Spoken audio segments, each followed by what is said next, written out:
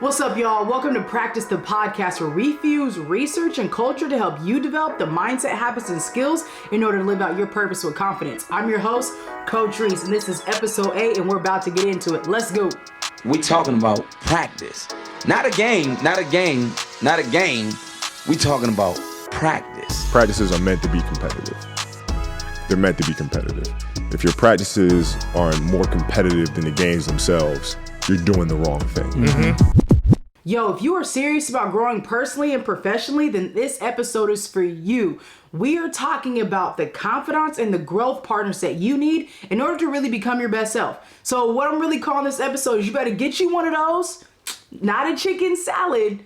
We're talking about a mentor. We're talking about a confidant. So yes, you might want to get you a chicken salad, but today we're really talking about getting you a confidant and a mentor and some growth partners around you that are going to help you literally grow into being the person you were meant to be. So our quote of the day comes from Prime Time himself, where he says, "If someone I respected had been there to check on me," that's just the first part. If someone I respected had been there to check on me, I'd be 10 million richer and would have saved a lot of time. Now, that in and of itself is a whole podcast, so I want to stick right there for a minute. The first piece is somebody I respected. You cannot have somebody in your intimate village, somebody who's a growth partner, somebody who is a confidant, if you don't respect them. Respect is the bare minimum when it comes to having these level of intimate relationships. Now, the past couple episodes, we've talked about relation spaces as a whole, right?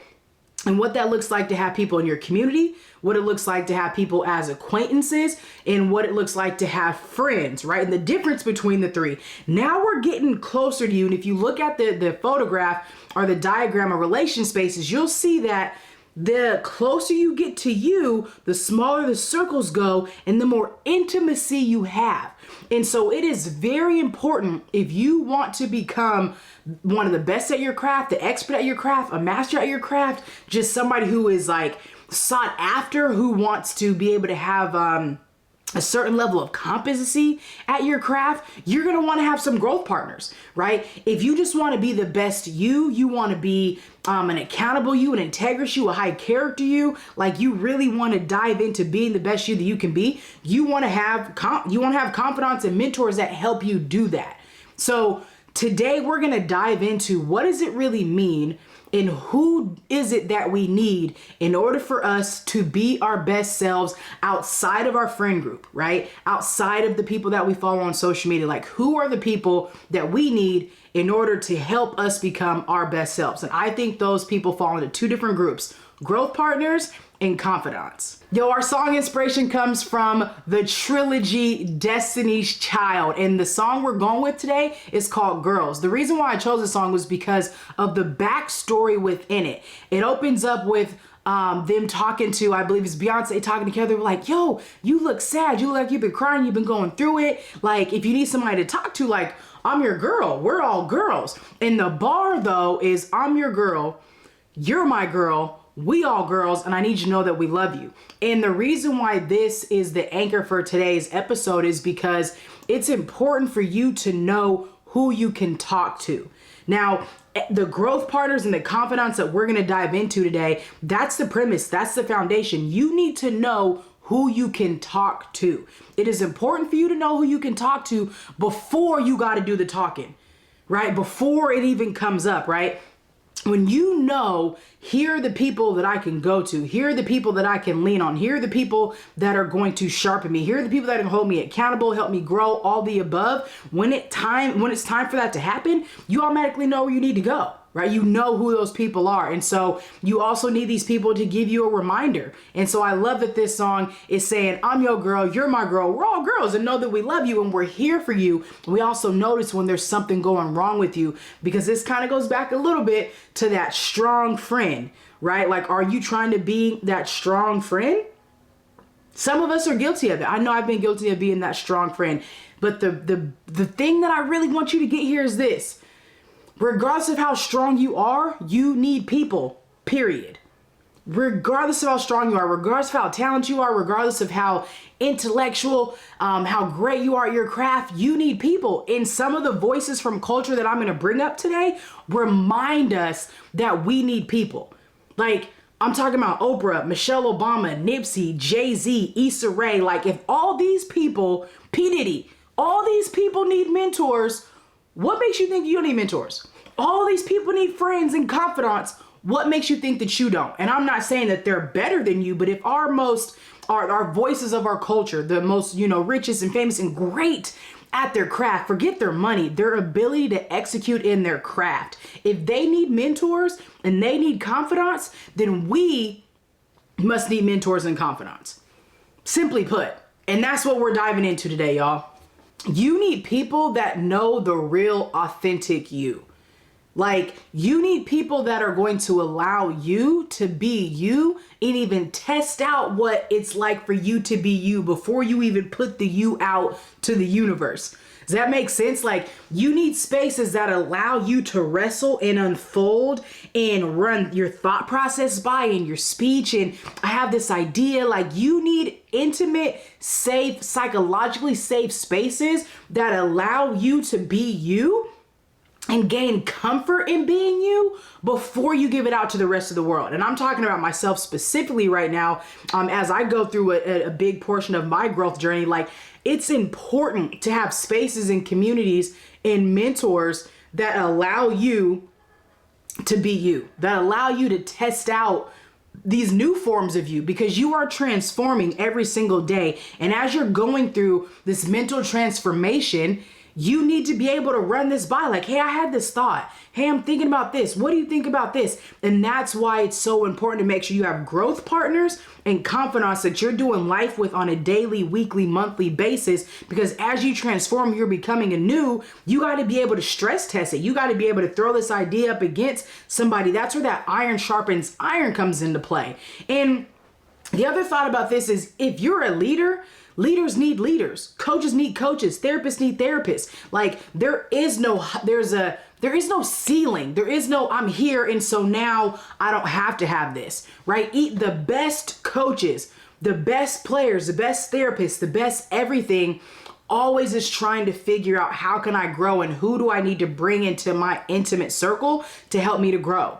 I think about, LeBron, he's an amazing player, but he still needs a coach. You know what I'm saying? Kobe still needed a coach. Jordan still needed a coach. Sports is always one of the best ways to be able to, show the value of having a coach, the value of having a mentor. So it's often harder for those who aren't in that arena to see the value of it in just your everyday life. And I promise you, this is not me trying to sell myself being your coach. Not at all. I'm trying to convince you to grow your growth partner circle. I'm trying to convince you to make sure, or influence and encourage you to make sure that you are not doing life alone.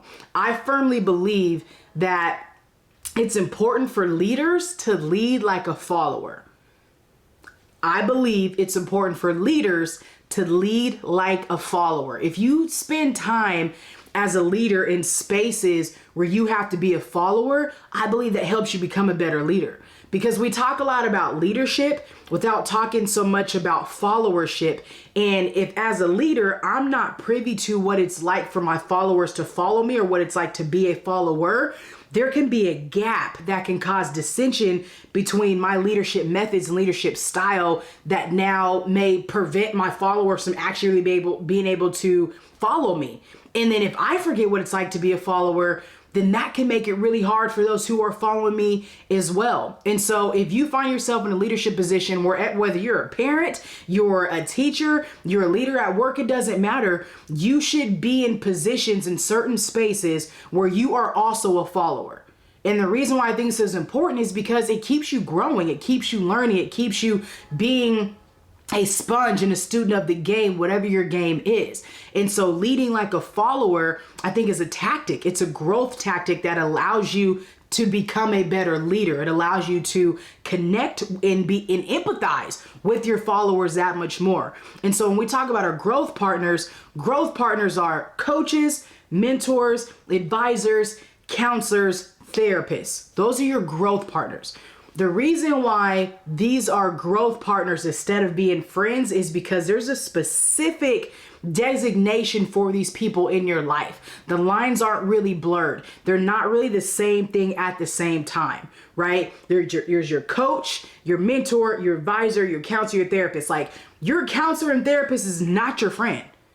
And your friend shouldn't be your counselor and therapist, right? Like, those are two very different things. We don't want to blur the lines. And that's why there's boundaries there with therapists. Like, that's not my therapist is not my homegirl, and my homegirl is not my therapist. And it's important for you to know the difference between the two. When it comes to mentors and advisors, you should have people in your life that actively just act as a mentor and an advisor for you, for your craft, and help hold you accountable for your growth, help hold you accountable for growing in your craft and executing this in a certain way, but also motivating you. They should be somewhere you're trying to go. They should be somewhere you're trying to grow. They should be able to teach you. I hope you caught that. They should be somewhere you're trying to go, and they should be somewhere you're trying to grow, right? And so it's important to make sure, if you are serious about your personal growth and personal development journey, that you get you a mentor. You better get you one of these. What is it? A mentor. Shout out to Tanisha Godfrey, old girl who went viral for saying you better get you one of these. It's a chicken salad, superior. But I'm saying you better get you one of these, a mentor, superior. And your mentor should be superior, right? They should be somebody who is where you're trying to go, where you're trying to grow, okay? The other reason why it's so important to learn how to lead like a follower is because you get to reposture your heart for humility, right? And opening up a space and saying, like, I'm not too good. Like, I'm not too good to learn from somebody else. I'm not too good to be submissive to the learning, the will, the way of somebody else. And I think this is important because a lot of times we think that leadership is just a position and not a heart posture. Leadership is a heart posture, so is humility. And connected to both of those is your willingness and ability to continue to learn. I firmly believe that you can learn from anybody. I don't care who the heck it is. I can learn from a 5-year-old. I can learn from a 50-year-old. I can learn from anybody who may be in a completely different life, economic, socioeconomic, heritage, race, ethnicity, anything. It does not matter. I think that you can learn from every single person. Now, what you learn, that's different, right? But I think that you can always learn something because you can also learn what not to do. And there's value in learning what not to do. You may look at somebody and be like, not trying to be like them. Cool, study them. What did they do? What were their pitfalls? Like, that becomes a mentor in a different way. I'm not saying go watch and guide them, watch them from afar, because you may not want any of that residue. But look at somebody and say, I don't want that life. And a lot of cats, really, when you think about it, as we grow up, we find ourselves not wanting to be like certain people, and that becomes our motivation for being how and why we are.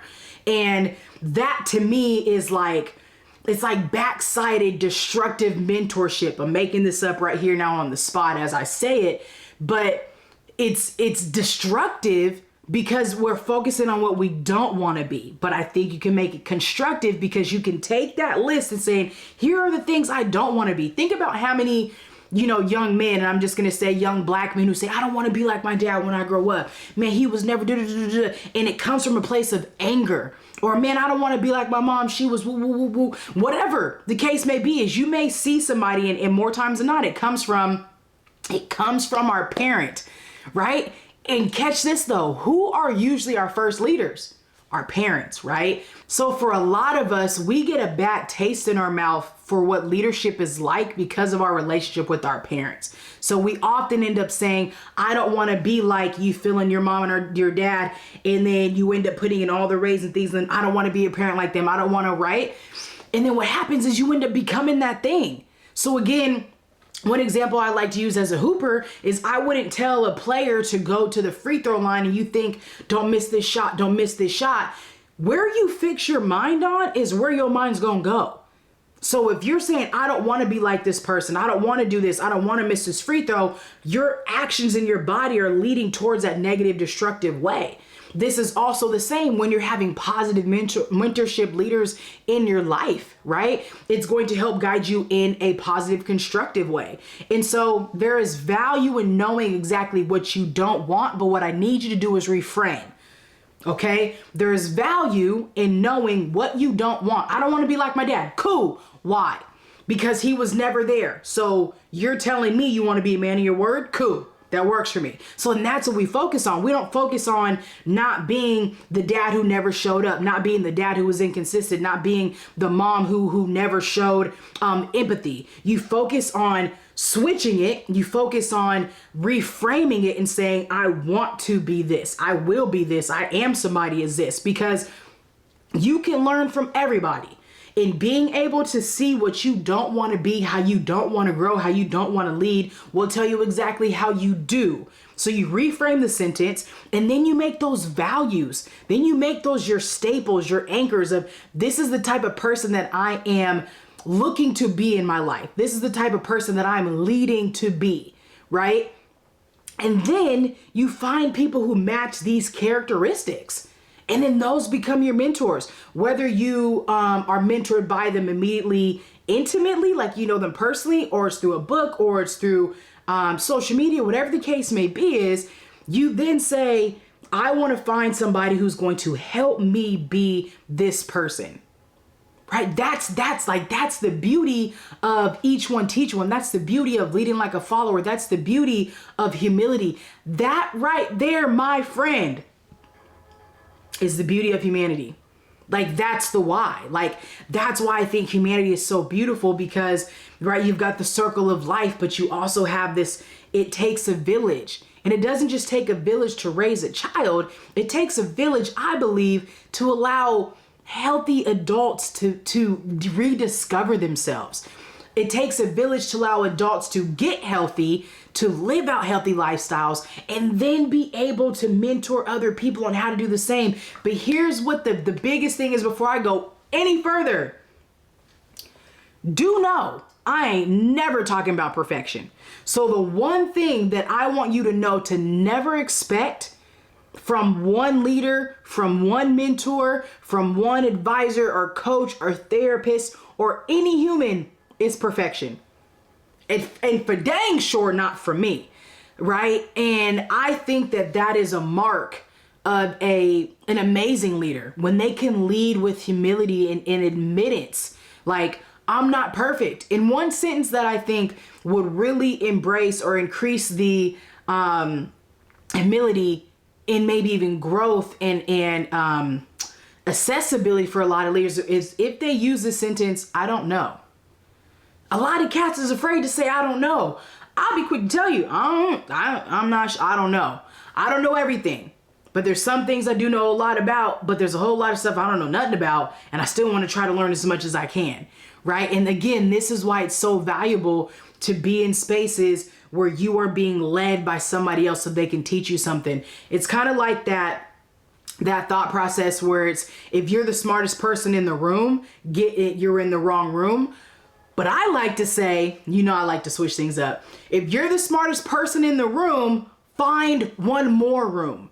Okay, find another room. Don't leave that room. You become a mentor in that room. If I'm the smartest person in this room, it's not my job to leave the room. It's my job to mentor the room, lead the room, coach the room, support the room, hold the room accountable, all that stuff for the room. I don't just dip out. But what I need to do is I need to go find another room that now I don't know nothing about. I know a little bit about, but I don't get in this room and I start running my mouth and trying to lead and I just sit there and I soak. So you need a room. Catch this vision. And if I had a sponge with me right now, I would show you.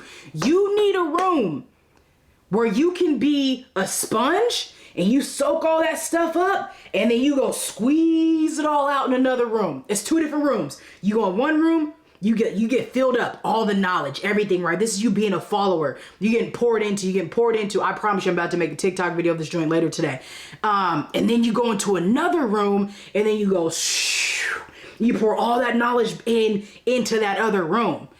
That to me is the essence of being a great leader. Like that, as you can see, I got excited. That to me is what it means to lead like a follower. That to me is what it means to be a student of the game, to be a leader, to be a learner, to be a scholar, to be somebody who has a severe thirst for knowledge and a hunger to know, but also to teach. Whew. All right.